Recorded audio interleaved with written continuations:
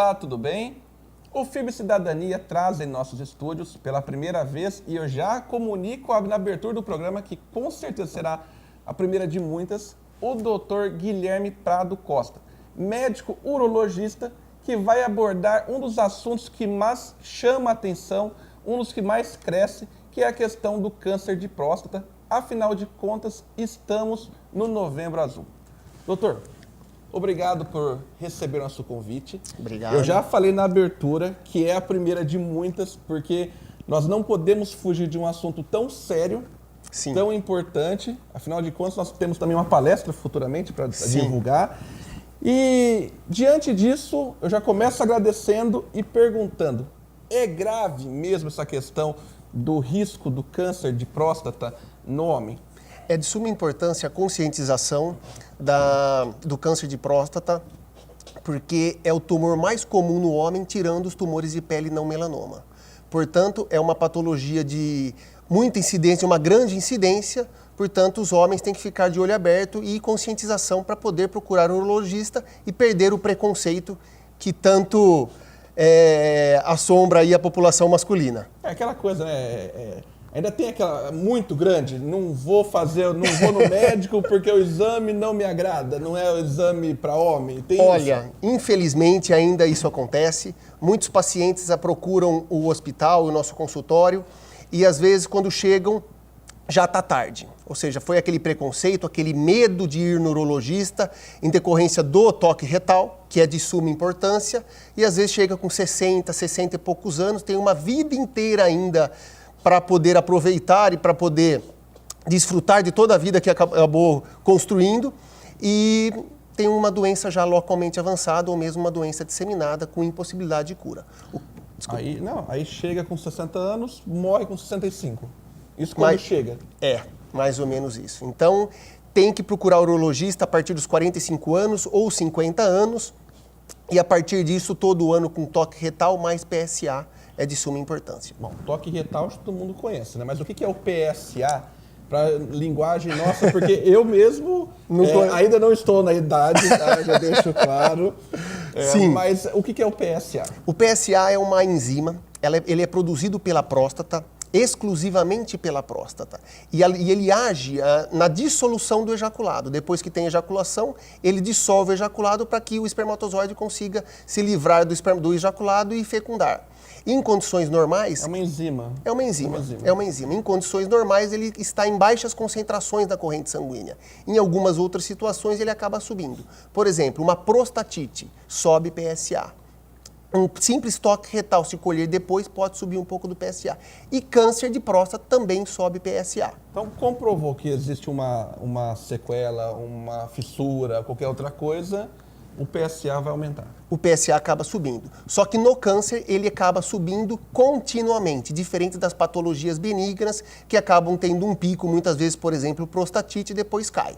Então, teve uma subida constante do PSA, é uma indicação de biópsia, para assim definir ou não a presença de um câncer de próstata, ou afastar, né? Doutor, nós estamos numa região, assim, consideravelmente desenvolvida, que é o estado de São Paulo. Sim. Mas existe o preconceito ainda, São Paulo é parecido com os outros estados? Ou São Paulo, ainda pelo fato de estar no lugar mais avançado, a procura acaba sendo maior? Com certeza a procura acaba sendo maior no estado de São Paulo. Por conscientização, a informação chega mais na casa dos homens. E em estados onde tem uma população mais carente, com certeza essa população não tem tanto acesso à informação e também ao serviço de saúde, dificultando assim o diagnóstico precoce nessa população. Bom, vamos imaginar que a pessoa já passou dos 40, 45, está com 50 e ainda tem aquela... Nossa, eu vou no médico, eu não vou no médico, o médico... fica aquela coisa, né? Não é um lugar para homem, né? Que infelizmente é o que acontece. Muitos. Eu ouço direto, eu não vou, não adianta. Sim, tem o preconceito mesmo, né? Mas às vezes a pessoa já está com a doença. Quais seriam os primeiros sintomas de um câncer? Dificuldade de ereção ou urina? O que seria para... Infelizmente, no início da doença, ele não apresenta sintomas. Esse que é o problema. Por isso que tem que fazer o rastreamento precoce, ou seja, aos 45 ou 50 anos, mesmo não sentindo nada, tem que ir ao urologista para poder fazer o PSA e o toque retal e assim, se tiver alguma alteração, aí fazer a biópsia. Quando apresenta alguns sintomas, por exemplo, jato fino, dor perineal, hematúria, ou seja, sangramento na urina ou mesmo sangramento no esperma, pode já ser tarde. Porque a doença já está localmente avançada. Aí já a doença já está localmente avançada ou mesmo disseminada. Aí não tem mais o que fazer. Aí o tratamento é paliativo e não com intenção curativa, que é o que nós queremos. Nós estamos no mês de novembro. Sim. Assim, a campanha acaba ficando muito mais evidente. Venha fazer, porque nós viemos do Outubro Rosa, câncer de mama, agora a questão do câncer de próstata. Em relação a esse Novembro Azul, sim. Houve uma crescente procura por causa da campanha ou é consequência da evolução humana? Tá. Eu acho que das duas coisas. Novembro Azul sempre tem aquele paciente que fica naquela dúvida, será que eu vou? Fica prorrogando e aí chega Novembro Azul, as notícias chegam e aí o paciente acaba procurando. Mas com essas campanhas de Novembro Azul, mesmo Outubro Rosa para as mulheres, eu acho que a população já está se conscientizando mais e com isso já tem aumentado, sim, a procura pelo urologista para prevenção, ou seja, o rastreamento, na verdade, do câncer precoce de próstata. O câncer de próstata, ele é hereditário? Sim. O câncer, os fatores de risco mais importantes, primeiro, é a história familiar. Portanto, a hereditariedade é de suma importância. Por exemplo, se o paciente tiver pelo menos um parente de primeiro grau com câncer de próstata, aumenta 2 vezes o risco de ter câncer de próstata do que a população normal. Se tiver 2 ou mais, aumenta para 5 vezes. Então, espera um pouquinho. Vamos supor que a pessoa tenha o pai com câncer de próstata. Ele tem que, com 45 anos, procurar o urologista para, a partir dessa idade, começar todo ano com toque retal mais PSA. Multiplica em 2 vezes. A chance do que o paciente, do que a população que não tem. E se ele tiver mais quantos casos na família? 2 ou mais, o pai e o irmão. Porque é grave. Ó, preste atenção, porque é muito grave essa quantidade. E o câncer é uma doença silenciosa. Quando dá sintomas, já não tem mais o que fazer. Então, se tiver o pai e o irmão, aumenta a chance em 5 vezes. Aí pode começar antes dos 40, se bobear. Não, pela Sociedade Brasileira de Urologia, a partir dos 45 anos já é o suficiente. 45 anos se não tiver fator de risco, 50 anos se tiver fator de risco. Porque é grave, é um percentual muito grande. Mas se procurar cedo, a chance de cura é muito grande. Então é mais tranquilo para as pessoas que têm esse caso. E como é que, assim, como diagnosticar? Às vezes a pessoa chega no consultório e fala, não quero fazer o toque. Aí não tem como. Então, 82% dos tumores de próstata, dos câncer de próstata, eles são diagnosticados pelo PSA, pelo exame de sangue. 18%, o exame de sangue é completamente normal, você faz um toque, vê um nódulozinho, biopsia, dá tumor. E esses tumores geralmente são mais agressivos do que os tumores que só elevam PSA. Aquele fica quietinho, né? Ele fica te ferrando. Ó, estou te ferrando. Silencioso. Estou te matando. Por quê? Porque quanto menos produção de PSA, mais de diferenciado é o tumor. Com isso, mais agressivo é a neoplasia. Nossa. É de suma importância o toque retal associado ao exame de sangue, que é o PSA. E com a sua vivência aqui, na região de Bauru, sim, né, os casos diagnósticos de câncer têm aumentado, têm diminuído? Porque nós temos os fatores, a alimentação. Sim, como que tem ficado essa relação aqui? Aqui na região, como a nossa região é uma região boa e tem acesso ao serviço de saúde, a gente vê uma crescente no diagnóstico de câncer de próstata. Não que o câncer de próstata pode estar, a gente não sabe se ele está subindo ou se a gente está fazendo mais diagnóstico simplesmente. Mas estamos tendo uma procura e um encaminhamento lá para o nosso Hospital Amaral Carvalho maior, com certeza. Bom, a chance da pessoa diagnosticada logo no começo. Não responda. Tá. Eu quero saber, mas nós vamos para o intervalo. E na volta eu quero que o doutor responda para a gente quais são as chances da pessoa com o câncer logo no começo, sim, de ter o teu sucesso, a tua cura, porque muitos que estão nos acompanhando ou conhece alguém ou muitas vezes está preocupado com a situação. Voltamos já.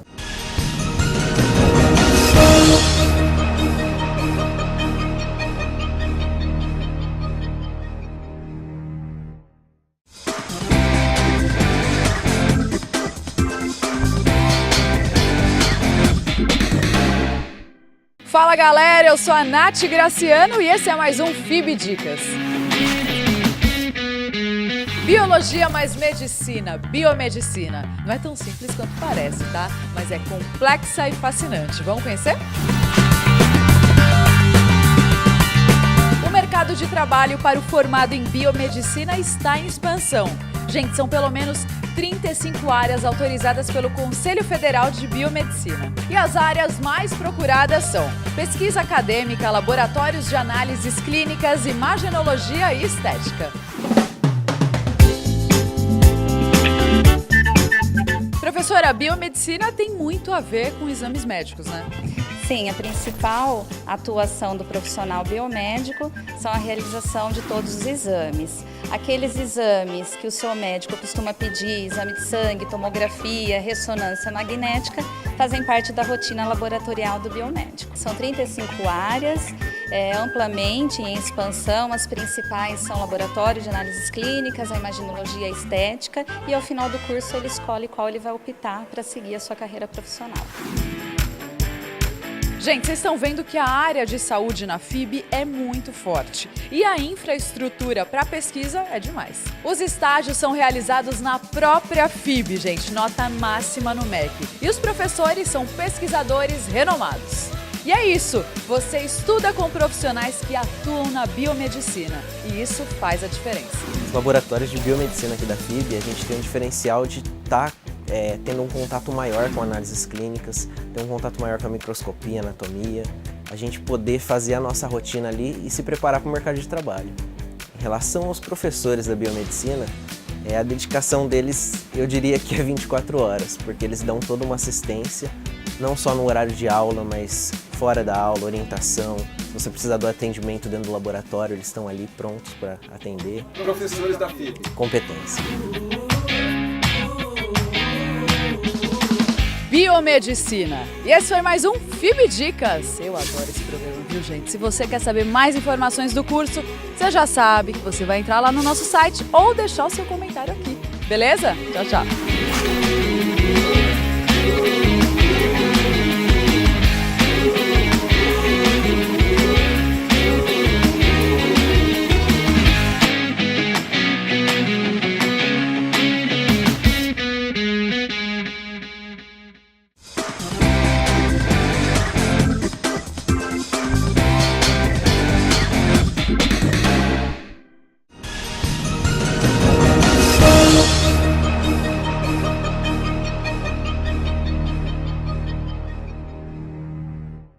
Estamos de volta com o FIB Cidadania. Ao meu lado, o Dr. Guilherme, especialista em um dos problemas, das doenças que mais cresce, Sim. que é câncer de próstata. Antes do intervalo, eu perguntei quais são as chances de cura quando diagnosticado no começo. Sim. E vamos expandir, assim, um pouco mais adiantado ou com um pouco. Quais são essa probabilidade? Porque acho que a pessoa, quando recebe o diagnóstico, ela quer saber, vou morrer ou vou ficar curado? Sim, de suma importância isso. Quando o paciente fez tudo certinho, ou com fator de risco, tinha fator de risco, procurou o urologista com 45 anos, ou sem fator de risco aos 50 anos, e foi a partir disso anual, PSA mais toque retal, pegou um tumorzinho bem no comecinho, aquele que a gente quer pegar bem no comecinho, aumentando muito a possibilidade de cura. Mais ou menos, porque depende do grau também. Mas, de modo geral, 80% consegue a cura. É grande. Tá? É grande. Nós avançamos muito no diagnóstico e no tratamento do câncer de próstata. E o tratamento? Judia muito do paciente? Ele é químio, rádio? Tá. Como que funciona? Tá. Após o diagnóstico, então 45 ou 50 anos, procurou, pegou bem no comecinho, vamos propor um tratamento com a intenção curativa. Ou seja, a prostatectomia, temos várias opções, mas dentre elas a prostatectomia. A prostatectomia ou a radioterapia. A prostatectomia, ela é melhor que a radioterapia por alguns fatores. Primeiro, você operou o paciente, depois de um tempo ele às vezes volta, tem a recorrência bioquímica, ou seja, a volta de alguma célula muito pequenininha, lá no lugar da costura onde você fez, ela começa a produzir PSA. Aí eu acho que a grande jogada é a radioterapia. Então a radioterapia tem o espaço dela, que é depois dos casos que a gente acabou operando, voltou alguma lesãozinha, aí faz a radioterapia. Isso. Em um caso de um retorno de um câncer. Do retorno de um câncer, a recorrência do câncer. Aí tem a radioterapia tem um importante papel, tá? A prostatectomia. Prostatectomia. É a retirada da próstata. Total da glândula. Então faz a retirada total da glândula, faz uma costura, uma anastomose do canal da urina de novo com a bexiga e às vezes a lesãozinha volta nessa costura. Aí a gente faz a radioterapia. Porque se você fizer a radioterapia e depois voltar alguma coisa, aí você não pode operar. Então você perdeu uma arma terapêutica. Porque quando você retira a próstata, com a rádio, você acaba contaminando tudo, seria? Você pega, na retirada da próstata, nos casos que acaba voltando, você tem ainda lança a mão desse arsenal terapêutico, que é a radioterapia, que você vai lá no local e irradia.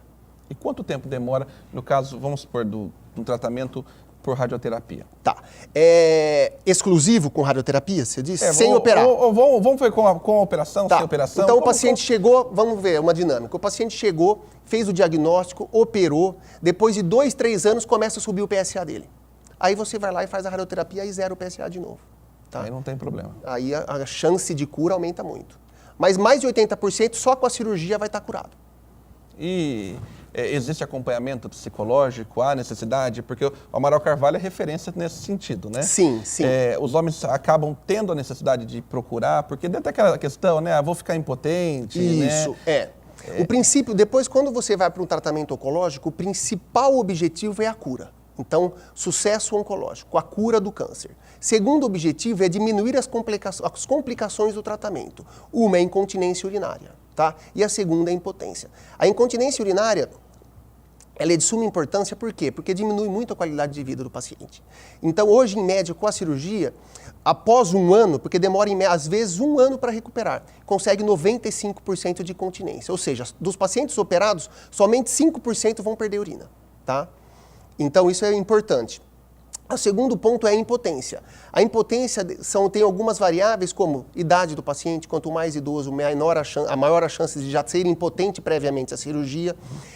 Comorbidades, diabetes, pressão descontrolada também aumenta a chance do paciente já ser impotente antes da cirurgia. Em média, 60%, dependendo do grau do tumor, da potência prévia, consegue ter algum grau de potência depois. Mas a impotência, ela tem 100% de cura.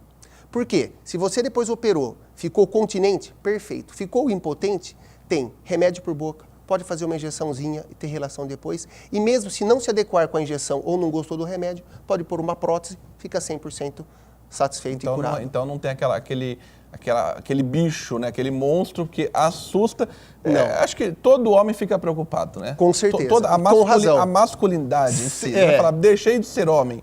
Com certeza. Mas tem 100% de cura. Você pode pôr uma prótese ou mesmo tomar remédio ou fazer uma injeçãozinha que consegue ter relação normalmente. Então fica tranquilo, né?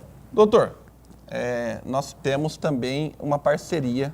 Acho que quem acompanha o FIB Cidadania, quem acompanha a TV FIB, sabe do quanto nós promovemos as parcerias com a OAB. Sim.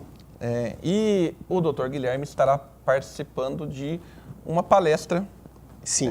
Explica melhor para os nossos telespectadores, porque é aberta à comunidade e nós precisamos que você, homem, e você, mulher, que leva o homem, porque a mulher, quem manda na casa é a mulher. Nós estamos acompanhando aqui. Então, a esposa do doutor está aqui do lado e sabe muito bem que a última palavra é do homem. Sim, senhora. Sim, com certeza. Então, para você, homem, para você, mulher, que vai levar teu marido, presta atenção nessa... Bom, na próxima sexta-feira, às 19 horas, estaremos falando sobre uma palestra sobre câncer de próstata e cálculo renal. Então, as mulheres também podem acompanhar, porque vamos falar um pouco também de uma patologia que afeta as mulheres em praticamente igual proporções nos homens. Portanto, venha nos ver sexta-feira que vem, às 19 horas, na OAB. Falaremos um pouquinho mais sobre esse assunto. Bom, já que nós falamos sobre mulher, cálculo renal, quem nunca teve? Mas de 6 a 12% da população mundial um dia terão alguma pedrinha que irá causar um problema aí na rotina. Eu chego no hospital, eu falo, doutor, olha, agora não cabe Buscopan, é Dolantina, é Tramal. Se bobear, eu já sei até a dosagem de tantas vezes que eu tive cálculo renal. É mesmo, olha. Não, a coisa... É brava. E quem acompanha aqui também conhece alguém que teve aquela dor do cálculo renal, que fala que é pior que dor de parto. Realmente é bem desconfortável mesmo para quem teve aí, sabe como é. O que fazer para diminuir ou para não ter o cálculo? Ou todas as pessoas podem ter o cálculo de 6 a 8, mas pode ampliar? O que a gente pode... É de suma importância a ingesta abundante de líquidos, principalmente nesses meses de extremo calor, onde ocorre a desidratação e aí concentra mais a urina, as partículas vão se aglomerando dentro dos cálices renais e aí acaba formando a nucleação e a formação do cálculo. Água. Uns falam 3 litros, 2 litros, 5% do corpo. Como calcular o quanto de água? Porque se a pessoa não toma água, como é meu caso, hora que toma o segundo copo d'água já dá vontade no banheiro. Até o organismo se adaptar. Sim. Quanto tomar de água para não ter cálculo renal? Em média, é 2 a 3 litros por dia. Mas é simples. Você, quando for no banheiro urinar e ver que a urina está amarela, ou seja, ela está concentrada. O ideal é uma urina clara, translúcida, assim estará mais hidratado. Então é só o termômetro... O termômetro que mais fácil é a cor da urina. Quanto mais amarelo, mais precisa de água. Quanto mais claro, menos precisa de água, que você tem uma evidência que está mais hidratado. Bom, obviamente, refrigerante... Não é uma boa escolha. Não é, né? Então, muito sódio, tudo, isso daí aumenta a chance um pouquinho. Se for diet, piora. Melhor não tomar. Se for diet, piora. Bom, refrigerante a gente sabe que é um veneno. Sim. Literalmente. Em todos os aspectos. Não tem como. Agora, quais outros alimentos a pessoa que tem a predisposição? Porque a pessoa tem a predisposição do cálculo. Sim. Ela deve evitar, ou o que ela pode comer para ficar um pouco mais livre ou com... Mais protegido aí, né? Dos pacientes que têm história de cálculo e não tiveram nenhuma mudança no seu estilo de vida, principalmente a ingesta abundante de líquidos, principalmente água, 50% terão novos episódios de cálculo nos próximos 5 anos. Eu estou na lista. Então é de suma importância a ingesta abundante de líquidos. De forma geral, antes proibia-se um monte de alimentos. Hoje, na verdade, não. O que a gente orienta é uma diminuição um pouquinho da ingesta de sódio, tá? E aumentar a ingesta de sucos, bebidas cítricas, tá? Para acidificar um pouquinho a urina, isso daí... Limão, abacaxi... Limão com casca, daí é bom também, a limonada suíça, abacaxi, laranja. São todos produtos baratos, né? Sim, simples, fácil de fazer, fazem bem para a saúde. Então, eu acho que é perfeito. Não tem... E cálculo renal, para o homem, eu posso falar em causa própria porque é horrível. Sim. Para a mulher, a dor acaba sendo maior, igual, o canal mantém o mesmo problema, o mesmo diâmetro. Como que funciona essa questão da mulher? Porque a mulher agora vai levar o homem. Então, aí, isso é muito individualizado. Tem gente que, a gente costuma dizer que cálculos de até 0,8 centímetros, 71% serão eliminados espontaneamente, tá? No período de 30 dias. Porém, tem pacientes que eliminam facilmente cálculos de 1,2 centímetros, ou seja, é muito variado de pessoas para pessoas. Em média, o canalzinho que chama-se ureter, ele é mais ou menos a grossura da carga de caneta Bic.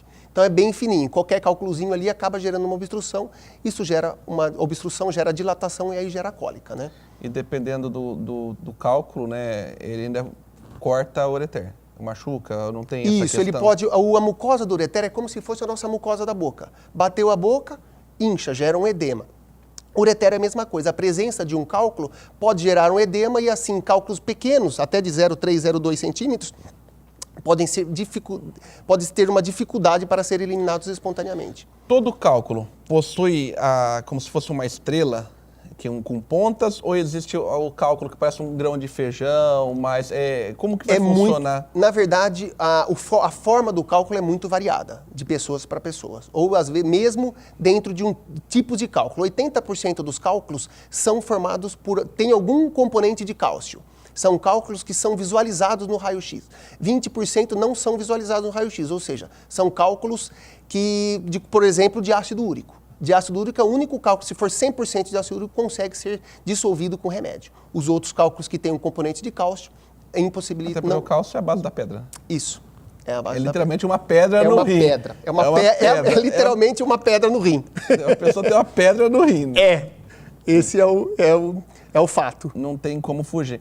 Existe algum risco da pessoa ter um cálculo ou por causa de tanto machucar a ureter, desenvolver uma outra patologia mais grave ou apenas vai conviver com isso para o resto da vida?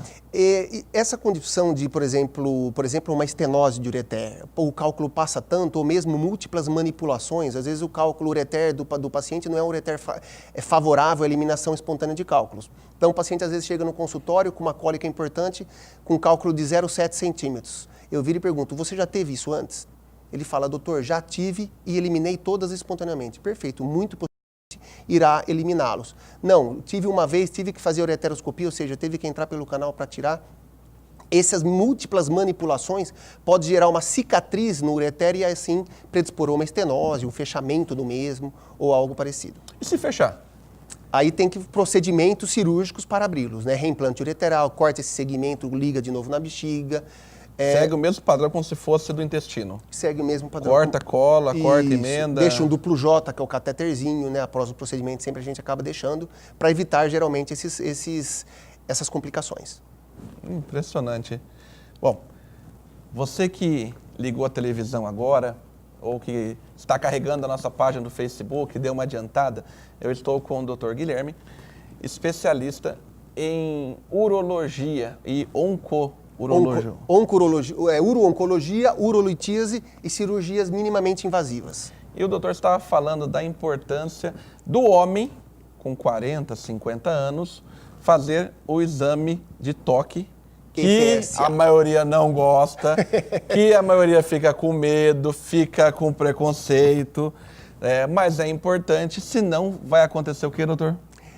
O problema vai à próstata, o tumor pode acabar crescendo e aqui tem aquele termo que a próstata enraiza. Não tem mais uma possibilidade, perde a possibilidade de cura.